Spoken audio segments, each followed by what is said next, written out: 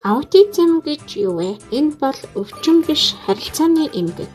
Аутизмтай хүүхдүүдийн зарим нь ярьж чаддаггүй учраас өөрийгөө ойлгуулах, шинэ орчинд дасан зохицох чадвар муу байдаг. Тэдний онцлогийг олж харж чадвал маш сайхан сэтгэлтэй, хайраар дүүрэн хүмүүс. Аутизмтай хүүхдүүдийн 40% нь оюуны чадвар хэвийн буюу өндөр байдаг. Аутизмтай хүүхдүүдийн дунд ирээдүйн хөгжимчин, зураач, программист, зохион бүтээгч гээд бүгд бий. Тэд яг л бусдын адил.